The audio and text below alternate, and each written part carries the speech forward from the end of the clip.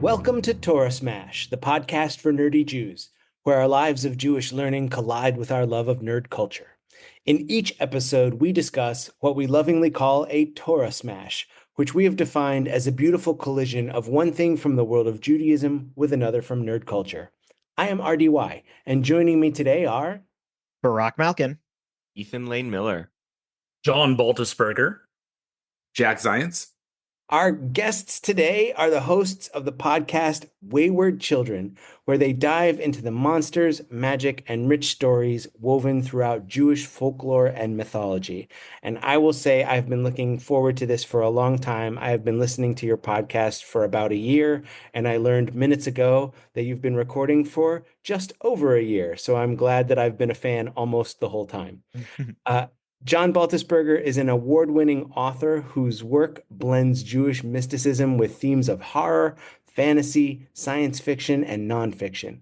He is the creative force behind Madness Heart Games and the Jewish speculative fiction press, I Gotta Try It, two companies focused on Jewish and experimental genre storytelling. In addition to co-hosting Wayward Children, he also hosts the podcast Wandering Monster, an actual play podcast focused on showcasing new and indie TTRPGs. Jack Zients, who is also known as Adnesade, is a teacher, storyteller, and artist who specializes in Jewish monsters, magic, and mayhem. In addition to being co-host of Wayward Children with John, he is also the creator of 2 decks of Jewish monster and magic trading cards, as well as the voice behind the blog Jewish Monster Hunting. He is frequently a Jewish mythology consultant for RPGs, fiction, and other projects. Both of them bring a passion for connecting people to Judaism through storytelling, myth, and a bit of mayhem. Welcome, John and Jack. Hello. Yay! Hey, it's great being here. Thanks so much for the invite. Yeah, I'm so excited. You know, the invite came because about a week ago, I was talking with my co-rabbi, Kelly Levy, and I was saying, oh, I listened Shout to out, friend of the pod. Yes, friend of the pod. And I was saying, oh, this podcast I listen to talks about monsters. It's called Wayward Children. And she goes, oh, he's a congregant. And I was like, wait, what? So I reached out post haste, and you said yes, post haste, which was wonderful. So excited to make the connection. And she also speaks very highly, John, of your participation in Living a Jewish Life, the Intro to Judaism class that we have here. That always surprises me, but I'm tickled by that. I am always slightly confused when I get that invitation every year. I think I mentioned that to Jack actually, because I am an unsubtle person when it comes to my politics and ideology. And so, we get the Living a Jewish Life, which is the kind of the intro to conversion class at CBI. Yes. They'll have someone who's, been at the congregation for like 50 years, who converted years and years ago. They'll have someone who's like finding their way, and then they'll have me, the radical leftist, who like kicks open the door and throws a Mazel Tov cocktail into the room. While You're shouting good for about the mix. things. So yeah, it's but it always surprises me. John, I haven't had the chance to meet you yet, but I'm a little surprised. I mean, your shirt says "No bigots allowed." I'll tell you. I'm wearing a shirt that has a very anti-racist, anti-bigoted message on it. This is the image we put on the inside of our tabletop role-playing game books. Along with our rule set about how you're not allowed to be a bigot or a fascist and play our games. I love it. that. Against the rules. Yeah. I love it. I think it should be against the rules for membership into any congregation as well. If only. Yeah, If it would make it only. easier. probably wouldn't have that image on the inside of the Siddur. You know what? You haven't seen the Siddur I'm making yet. Correct. There you go. Well, Today, I wanted to talk about something that actually the two of you brought up in our email correspondence back and forth. I thought it would be a great way to jump off and use a familiar topic. So, y'all brought to us Numbers chapter 21, verses 6 through 8. And if you don't mind, I'm going to go ahead and read from the JPS translation. Adonai sent seraph serpents against the people. They bit the people, and many of the Israelites died. The people came to Moses and said, "We sinned by speaking against Adonai and against you. Intercede with Adonai to take away the serpents from us." And Moses interceded for the people. Then Adonai said to Moses, "Make a seraph figure and mount it on a standard. And anyone who was bitten, who then looks at it, shall recover." And spoiler alert, anyone who looks at it recovers. So that's our bit of Judaism to get us started. I don't think the smash is too tough to figure out, but I'll let y'all have it. I'll let the guest take a first crack at it. Well, Jack, you are the one who ollied this portion into the air. So, what you thinking, buddy? Yeah, so that is one of my absolute favorite pieces of Torah. And a lot of people, I tell them this, kind of scratch their head, right? Because it's buried in the middle of the Exodus narrative. It's one of, I live in Michigan, we're sometimes referred to as a flyby state. That is a flyby passage, right? Like, this not one of the great stories that's being told, but it cracks open Torah in a way that very few other sections do, because it gives you this otherworldly moment that it requires a lot of kind of focus to kind of get. But once you get, you're like, okay, I think I've been misunderstanding a lot. So what's going on there is, shocker. Everyone sit down, be careful here. The Jews are not living up to God's expectations. I know, What? right? What? I know, What? right? But God's had it. He sends flaming, flying snakes to go bite them, and then tells them, "Oh, I guess maybe that was a little bit harsh. So if you make a copper serpent, put it up on a stick, and go to it, then you'll be okay." Mind you, only the people who are still alive can get to the stick. If you were already killed, right? So none of this is nice. None of this is religious school stuff. This is why it's kind of a flyby thing. But what it points, I think, to, Pun intended? yeah, exactly, right. What it points to is the Torah is filled with monsters. It's filled with monstrous things that are happening, often to not the people that you think. And that if you kind of take that, there's this kind of glossy view of Torah that I sometimes hear presented. It's like this fuzzy good feeling thing. And that is not really what's going on. And if you want to kind of really, really dig into what's going on in Torah, then you really need to be ready to understand that there are monsters there, both literally and figuratively, and sometimes they're us. Right, and the Torah pulls no punches, and so it's one of my favorite passages to kind of get that conversation started. It's very often these little pericopes, the tiny passages that seem like, I like how you said flyby passages, that have so much depth into mythology, and that's usually kind of why they're flybys, because they have stuff that you're like, wait, that's not us, that's them, but it's us.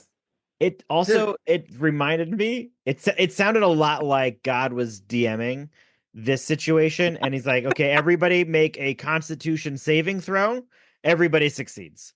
Like, Well, you have to remember That's funny. that, or pretty early on in the stories, we get to the elemental weaknesses of Jews. It's water at first, but we get kind of like a buff against water later after Egypt. And the Pharaoh's like, okay, well, we can't kill. We tried killing them with water, that didn't work. So now we're gonna try this. That doesn't, like, there's a whole elemental weakness thing that the Egyptians tried to do in Exodus that kind of tickles the gamer in me. That's Um, I like that. I would go my as mind is far to spinning off on say, that elemental weakness thing. right? Yeah. I would go as far as to say something crazy, which is I can squarely blame Dungeons and Dragons for my eventual conversion to Judaism. Wow. That's Yeah, I thought you'd like that. I love that. I love that so much. We were talking before you got here about how I dungeon master a weekly game for other rabbis. So absolutely wonderful. And I think they listen. So hi guys. And we're actually we played about 2 hours ago, and we're in the middle of this one and just No, Yeah. no, but none of our listeners can read that. I am Artie, holding can up. you I hold am it? holding up Hold a it a little. module. I'm holding up a module and not saying the title intentionally because I don't want anyone to metagame. So Oh, that's interesting. But hey, I would say that if any of your players are listening, let RDY know that you're listening, and you'll get inspiration in the next game. yeah, but you have to use it, guys. You heard it here. So absolutely one of the smashes is like the mythological monsters and creatures that we can find in Jewish lore that so many of us think is not ours. And I like to point out especially to the angels and demons all the time, because a lot of people in study groups that I do in Torah study or what have you think that angels and demons are Christian. And Christianity started as Judaism and then became Christianity because of one dude. And then Named Paul. truth. And the legends and lore that exist in Christianity, I wouldn't go so far as to say all started with Judaism, but most possibly. I have two cool things to share on that note. The first is that you never got a chance to meet Rabbi Kelly, which is a shame. He was amazing. He was a professor at UT and a guest rabbi at CBI. Mm. And we were having a talk about the potion of bitter waters one day in Torah study, right? And one of our congregants was just like, "No, that's not Judaism. We don't do potions. We don't do magic. We don't do." And Rabbi Kelly goes, "Well, what you have to understand is we absolutely did. And just because our little group no longer does this does not make it any less Jewish, Amen. or any more valid." And the other thing I would say on that is, right now I am working with Rabbi Jeffrey Dennis. Oh, I know him. Yeah, I'm completely flabbergasted by the blessing of that. And he did a translation and commentary on the Bahir. Nice. My friend, my editor. We got to tell people what the Bahir is. Oh yeah, please, Yeah. Jack, you do that part. The Bahir is one of the most famous early books of Kabbalah. So I will be totally honest, it's not one I've studied, so I don't actually have a great sense of the content. Hence, looking very much forward to Rabbi Dennis's translation. Wonderful. So I have my editor. I have various editors for the Jewish press. I got to try it. I have a Jewish editor, a guy named Maxwell Bauman, a great guy. But for my other imprint, Gutter Mystic Punks, which is my nonfiction imprint, I use a woman named Lisa Tone, who's an incredible editor. She's also a former Lutheran, current Catholic.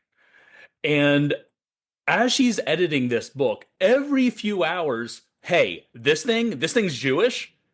Yeah, Lisa, that thing's Jewish. I always thought this was purely Christian. No. Or, hey, this is Jewish? Yeah, that's Jewish. Well, this thing I love that explains Judaism got it wrong then. I was like, well, yeah, it's a Christian horror movie. I don't know why you thought it would be a good example of Judaism. But, so like, what I say all this to say, which is my catchphrase, it is surprising to both Jewish people and Gentiles, like the breadth of Jewish mythology and the depth of what there is to find within the culture. Which brings us to, what is a seraph? Oh, so there's two answers to that, which is what makes it really fascinating. So the answer in this spot is a seraph is a snake. It's a snake, a flying snake with, depending on who's describing it, that flying, biting, fiery serpent. The other definition that we see later in Tanakh in Isaiah is it's an angel. These two things are linguistically tied. In most of Jewish lore, they are not thematically tied.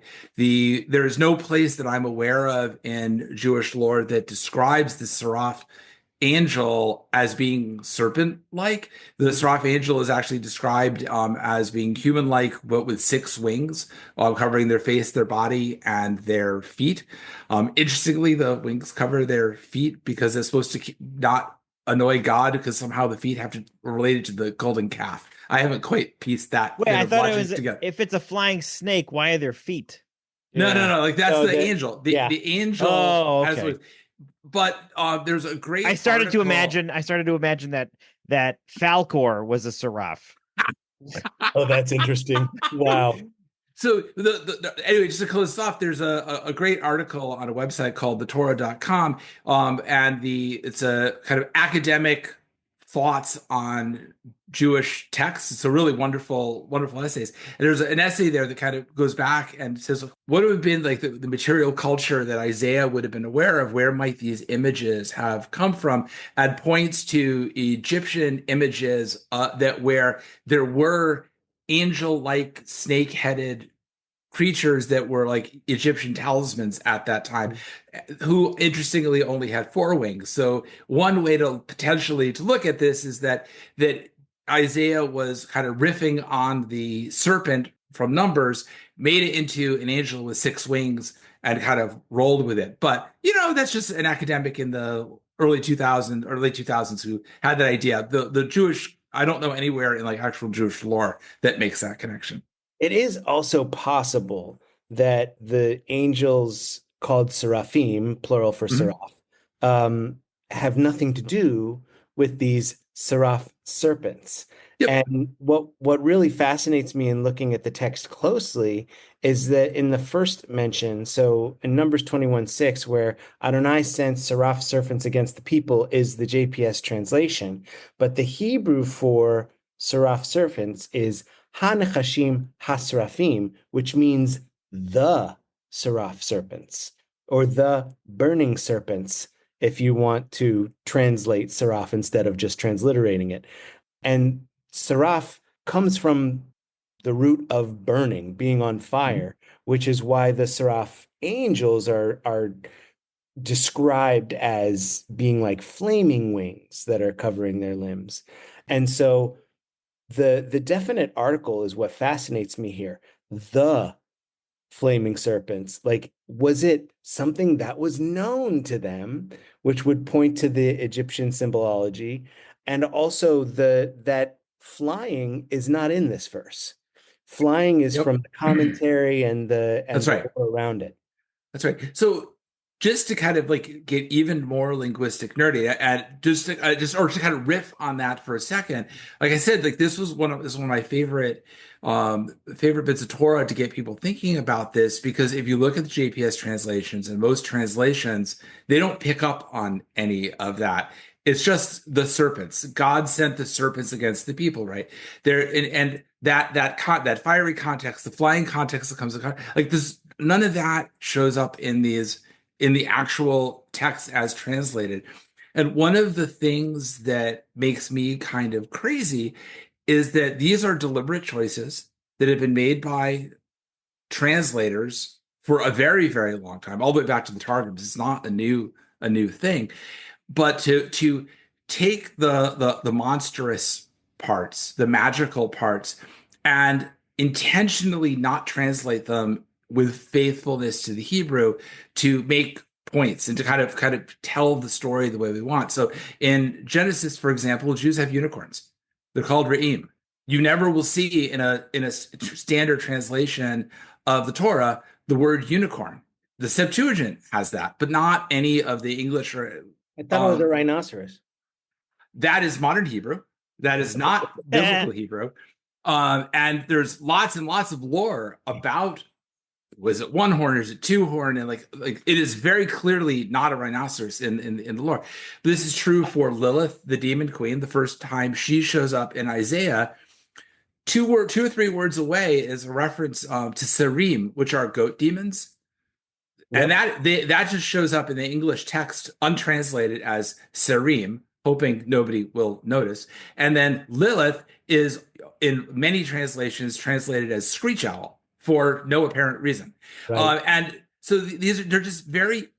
I don't want to say there's this big conspiracy here, but there's very intentional non-translation of these terms as you go through, which is one of the reasons why people who read the Torah, or particularly if they're reading it through English translations, don't know that these elements are part of the stories. The giants, the Nephilim, the Rephaim that show up, right? The Anakim, the Anakites, like those terms just go by untranslated, and people lose all of that context as baked into the Tanakh. Right. So to get into some of these things, the Nephilim that you mentioned are another one of my favorite little pericopes. They happen at the very beginning of Genesis chapter 6, where we read about them for about 6 verses, and then the 7th verse is, and I'm not being exact here because I don't math, but the verse right after they finish talking about these Nephilim, these heroes of renown, these children of gods and humans, we get into the story of Noah, and that the verse where we start talking about Noah is the verse where the new parasha, the new weekly reading starts. So those, 6 or 8 verses about the Nephilim are so easy to fly by because they're right at the end. Do we think that the unicorns made it onto Noah's Ark and then just sort of got lazy and let themselves go and became rhinoceri? I think so. They had nowhere to, they were in these wide open pastures, I would assume. And then they got stuck on a boat for 40 days and were like, well, I guess if we're going on a cruise, might as well make the most of it. Or they got into the rhinoceroses flood are and morphed just into assault unicorns. narwhals.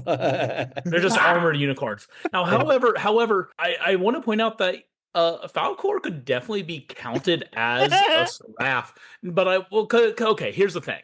See, I can't delve the way Jack can. The way we do our show is Jack does a bunch of research, and then I show up to make his life hard while he tells you about it. However, Falcor is something I do understand. So Falcor is a flying serpent dragon. A wish dragon, isn't he? Like a wish dragon? Yeah. But I'm talking more about like his origins and design. Come from like Japan and Chinese style serpent dragons, right? Which exist differently than European dragons because, well, they have giant rivers and snakes, and by we I mean Europe, had gators and crocodiles, which were the basis for said dragons. Ergo, Falcor is closer to a serpent than anything. And as he flies, and I'm going to say he can breathe fire because I haven't watched that movie in 40 years. I'm going to say he's a burning serpent too. He doesn't breathe fire in the movie, but there's no saying he can't. That's true. The lack of evidence is not the evidence of lack. There you go. Yeah. There you go. So as we look at Seraphim, they appear in other parts of nerd culture. We mentioned D&D a little bit, a couple times, and I went into the Monster Manual today to check out what is a seraph in the Monster Manual, and I think the closest I got is what they call a battle angel. Ooh. And it made me remember that there are lots of different types of angels in lots of different types of cultures. In Judaism, 3 that I'm aware of. There's the seraph that we mentioned from Isaiah with the 6 fiery wings. There's the cherub, which is like the baby with wings that is guarding the Ark of the Covenant. And then there is the malach, which means messenger. And these would be the ones that are closest to God because they are the ones that God sends out on errands. The malachim are the ones that tell Abraham not to kill Isaac, for example, or or tell him to kill Isaac, depending on which side of the message he's on, or come to visit him in his tent while he's healing from circumcision. So often in the Torah, you'll read a man does XYZ, and canonically, a man means it's an angel. I brought this up in the Facebook group Fleet Post the Midrash, where someone had made a post about whether or not, I can't say any of this. This is all going to have to get cut. Whether or not relations with angels would count as monstrous. I can somewhat. You can say that, I Yeah, hope. I don't think there's anything wrong with that. Yeah. Well, the actual phrasing is a bit more adult rated. Sure, yeah. So what I'll say, and what I said is, I was like, well, look, first of all, I'm absolutely pro whatever weird thing we're doing here. However, angels are just dudes. Like, biblically accurate angels is just dudes, guys. With no genitalia. And no knees. And no knees. And no openings or closings. I don't know how you get down without knees. Right. Like Ken dolls? Yes. Almost goodness. exactly like wait, do angels have elbows? We are jamming all sorts of angels together. This is where this gets weird, right? Because we are jamming all sorts of angels together into one description. I'm sorry, Jack. Do you want us? Wait, I just Jack, do you want us to be you, better about taxonomy? Is that what you're saying? I just want to. Before you get going, Yeah. I just want to shout out Alan Rickman, Alava Shalom of blessed memory, for playing Metatron in the movie Dogma, who actually takes his pants down in the movie and shows that he's like a Ken doll. Oh my God, that's hysterical. That's awesome. Yeah, all I was going to say, and so my catchphrase on the podcast John and I do is that Jews are amazing at commentary, but we are terrible at taxonomy, right? It's not just the joke that like every two Jews has three opinions, is that like Jewish lore and rabbinic thought and commentary it stacks on each other. We don't typically go back and say, here is the one right way to understand it. And even those times where we do, nobody accepts that typically as definitive. Now, as I say that, like there's things have centers of gravity that become harder to argue with, but there's all this argument. And so talking about Torah, I'm talking about angels, there's lots and lots of kind of angels. There are multiple angel hierarchies. So one of the most famous, for example, is from Maimonides in the Mishnah Torah. He lists 10 different kinds of angels.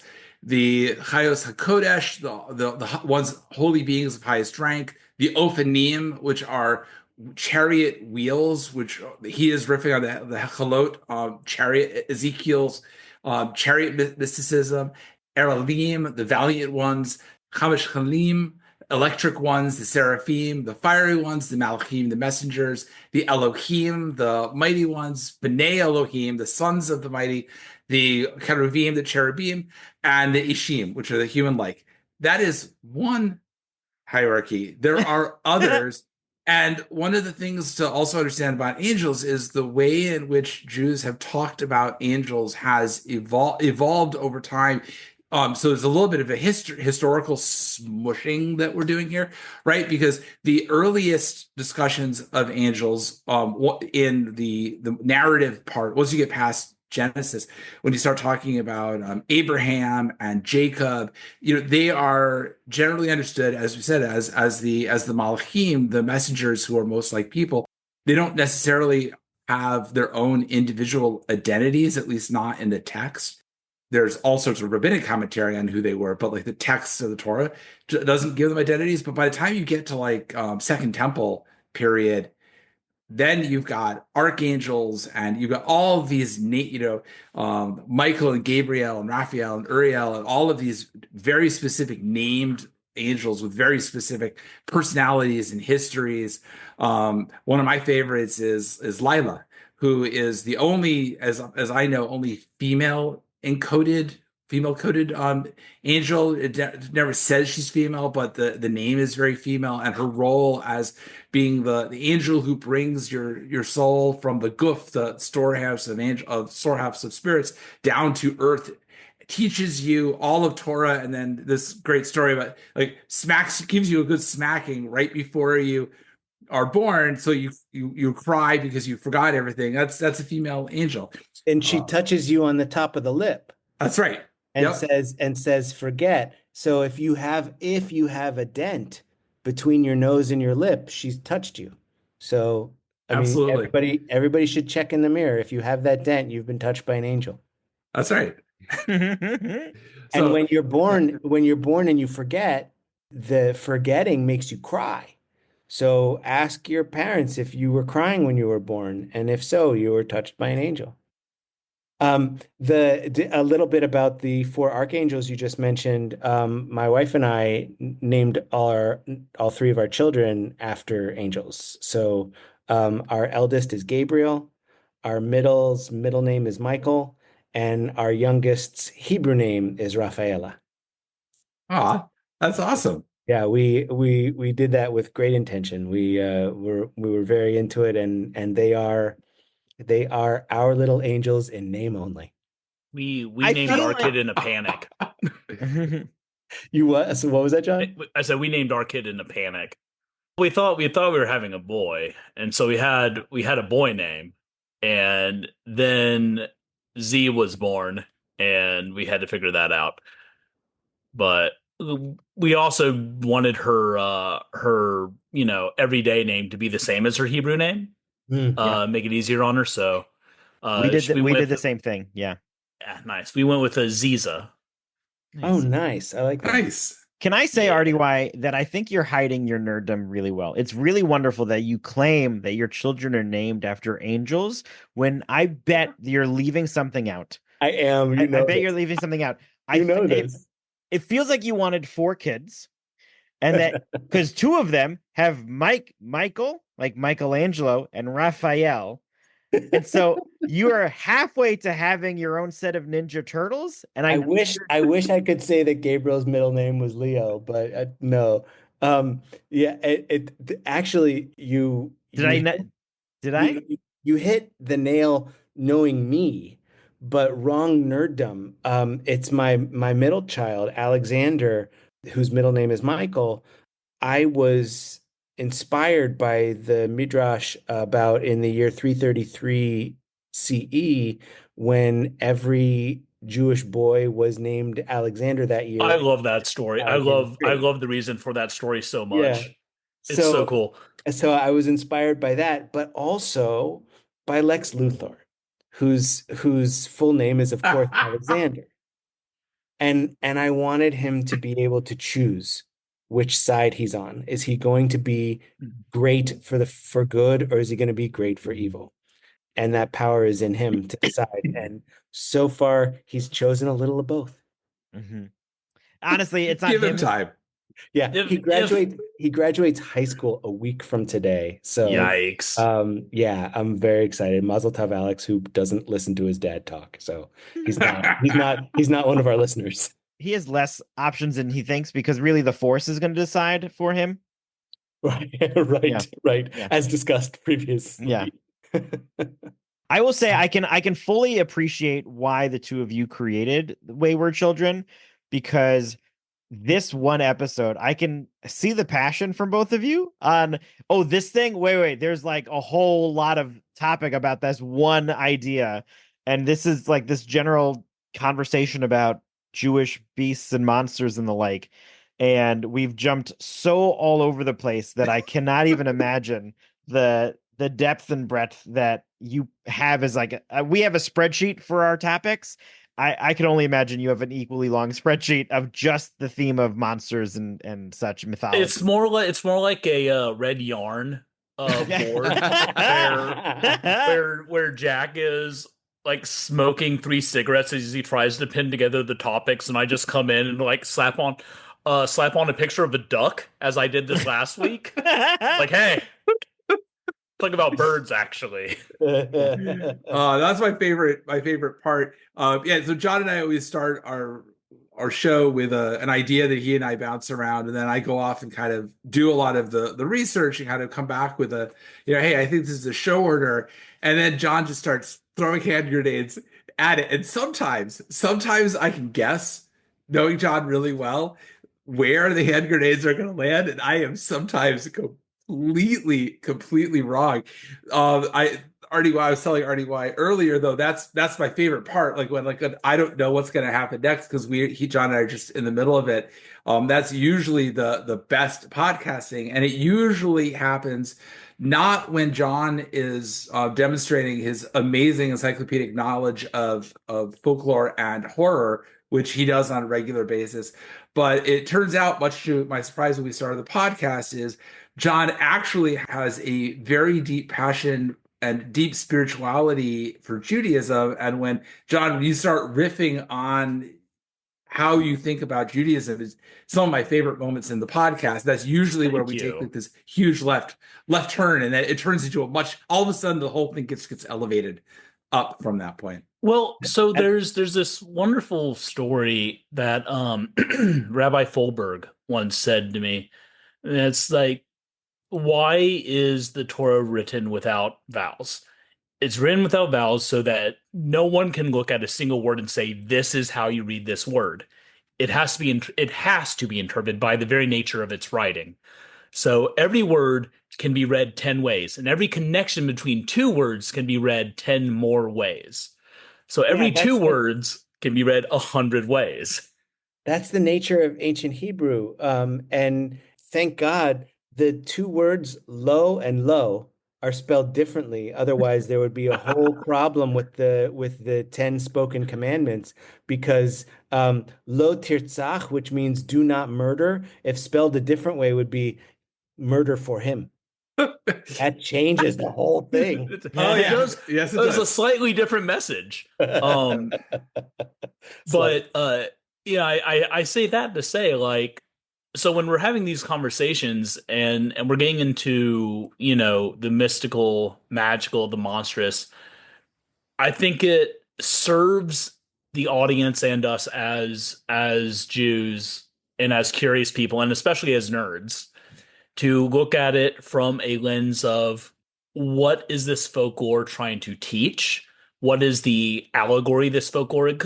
Because do Jews believe in vampires? Broad question, right?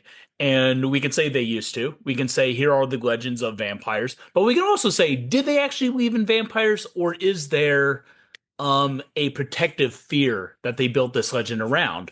Or was this an allegory about, such and such? And I think those are really important topics when looking at this.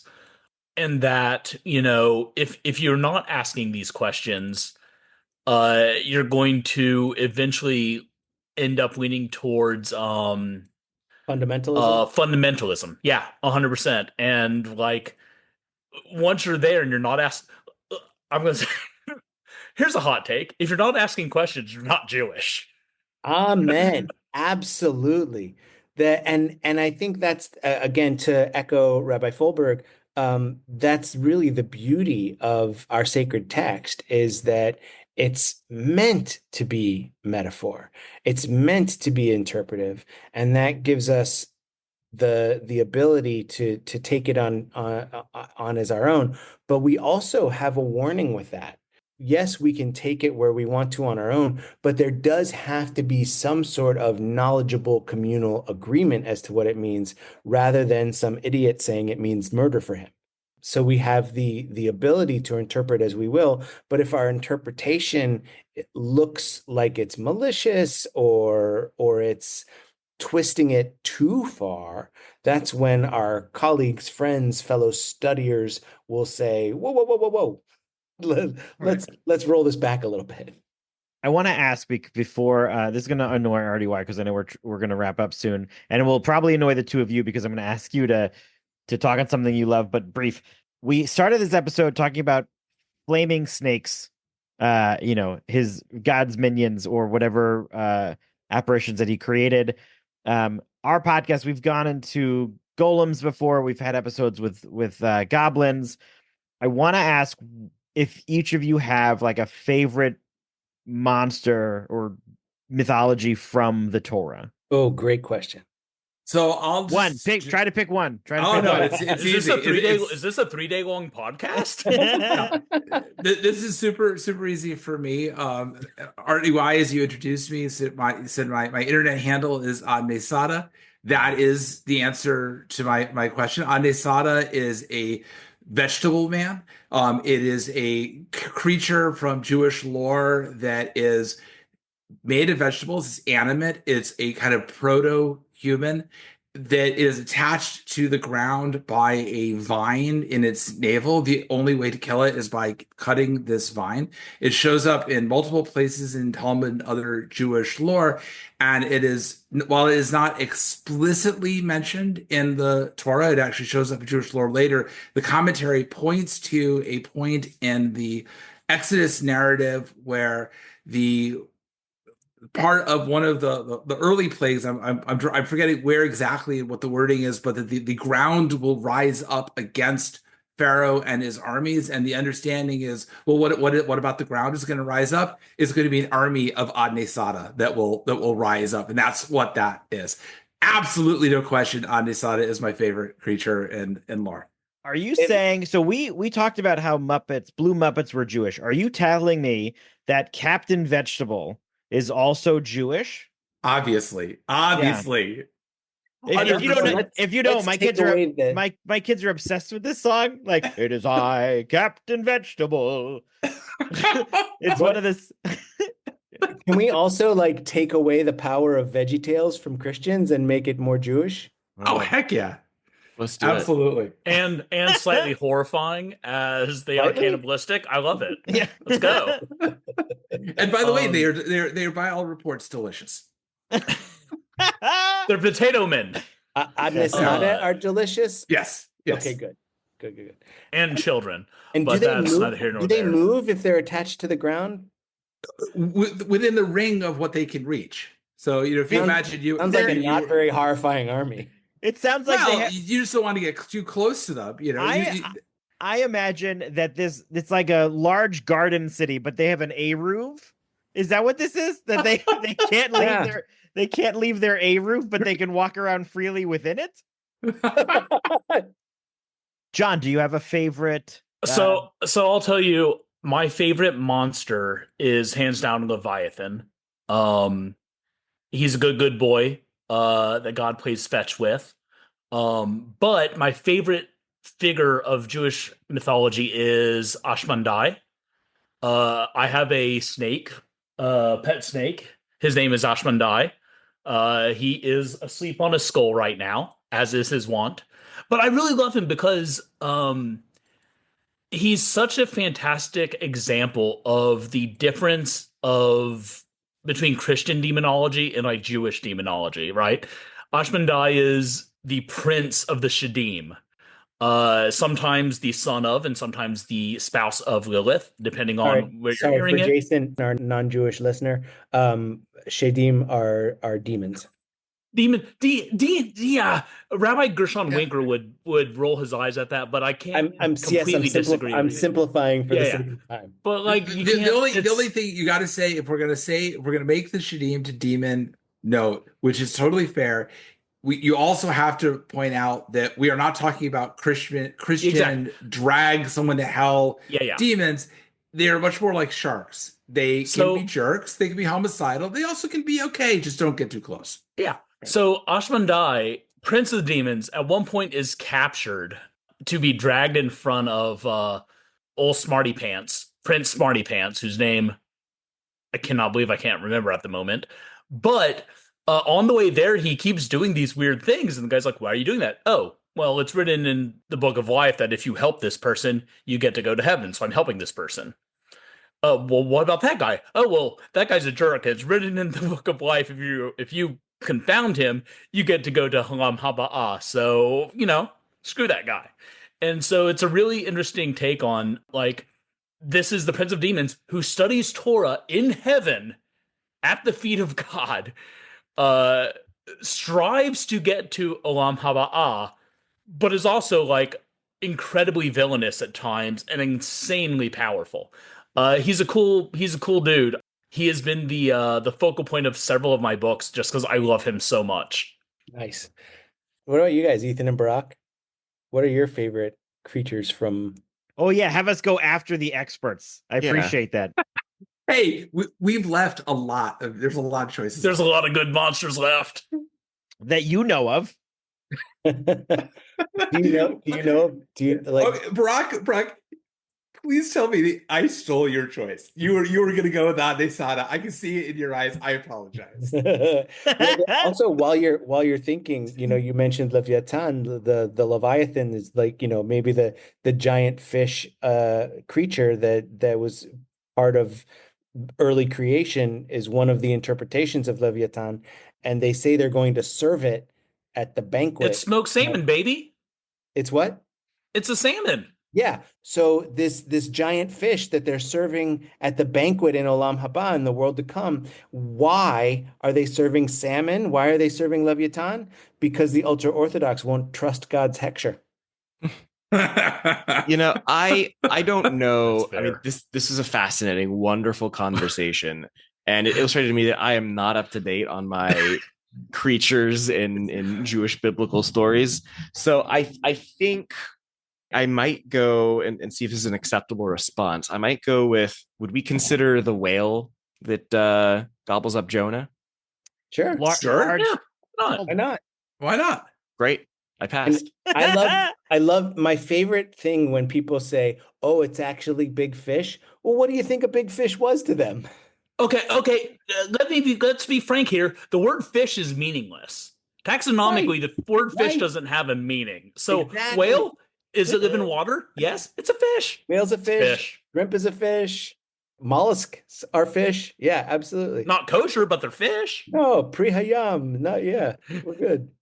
All right. I think thinking about it, there was a point where I really enjoyed the David and Goliath story, the We Are Grasshoppers. So I might say giants as Awesome. the biblical beasts. That would be like, I don't want to go with the goal. I think Golem would be an automatic. Do you have a response favorite for me. giant? I have a favorite giant. A favorite giant. There's so hard to choose. It's hard to choose, John. I guess I just have to say all of them. I don't know. Who's your favorite giant, John? Og. Og is my Giant favorite Og. giant. Oh, Yeah. yeah. Absolutely. Yeah, the OG, absolutely. Literally the OG. Well done. Yeah. Yeah, Ogun Bashan is a great story. So and would it be cheating to say God? I Yeah. think so. Yeah. Okay, all Come right. on. Then I might go back to the Nephilim. It's so Dungeon Yeah. Master of you to choose the person who creates the monsters. Look, in Dungeons, Yeah, he's not going to give you better loot. Yeah. in Dungeons and Dragons, the Dungeon Master is not God. The Dungeon Master controls the gods. There's also two different classes of giants, the Nephilim and the Raphaim.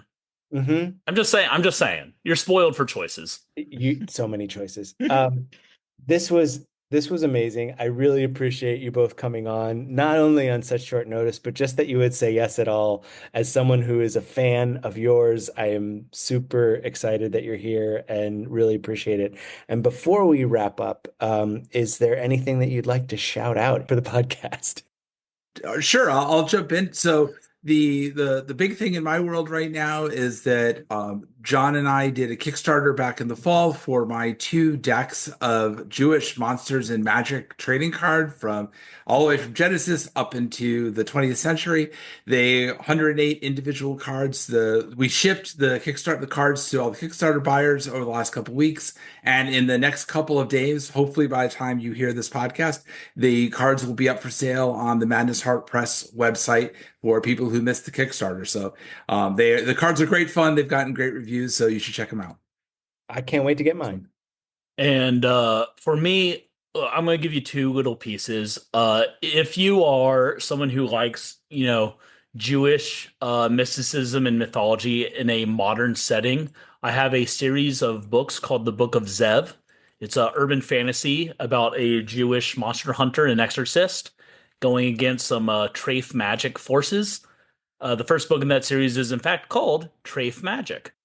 The other thing I just like to give a little shout out, I have a brand new book that came out just last week. Yeah, last week, Last week. called Dybbuk in the Doorway. that is a really scary book. It's a horror novel that I wrote that I'm just excessively proud of. I think it's one of my best pieces of work. So if you want to check me out, maybe check out either that series or that book. And I really appreciate that. Thank you. I'll say for those listening, last week when he mentions as date of this recording would be mid-May 2025. So depending on when you're listening. Do either of you want to just also add you can find me on this at this tag? Sure. So I tweet and post regularly at X and Blue Sky under the name Adnesada, and on Instagram as Jewish Monster Hunting. And I have my blog at jewishmonsterhunting.com. And you can find all of my sites, all of my links, all of my stuff at Linktree/Kaiju Poet. Oh, and we should both shout out that we have a podcast called Wayward Children, Jewish Magic, Monsters, and the Stories I We thought Tell. that was obvious. We should say it out loud. We, as of today, what is today? The 18th, we just dropped our 29th episode about a week ago. So, yes. And I have listened to it, and it's great. So, It was a fun thank one. you. Yeah, it is fun. That'll do it for this episode of Torah Smash. Wait, hold on. I want to say thank you. Oh, sorry. Jesus. Absolutely not. Yeah. Yeah. Thank you guys That'll for do coming it on. for this. Yeah, thank you guys for coming on. This was a lot of fun. Thanks for having us. This has been a blast. Ethan, do you want to say thank you also? I was going to wait for you to start again to interrupt you, but yes, thank you. Thanks, y'all. This is a lot of fun. That'll do it for this episode of Torah Smash. Our fiscal sponsor is Jewish Creativity International. Our theme music was created by Sean Fogel. You can check out Sean's bands and studio work at www.thesleepywest.com. If you enjoyed today's episode, be sure to rate and review us wherever you listen. It helps others find us and is an excellent way to support the podcast. We want to hear from you and continue today's nerdy discussion.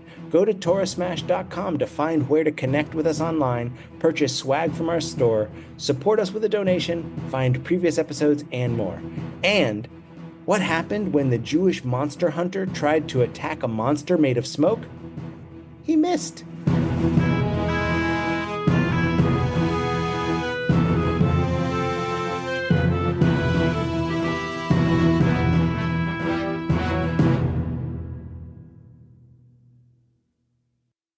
Also someone who grew up sounds like the similar era to, for sure, Jack. Like the GURPS era of play was definitely what I did it, and Champions as well, which was a GURPS system, and TMNT I played for a while. Jack, did you play GURPS?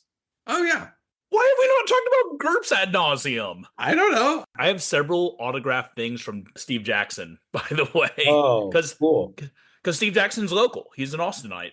I am learning this now. I know.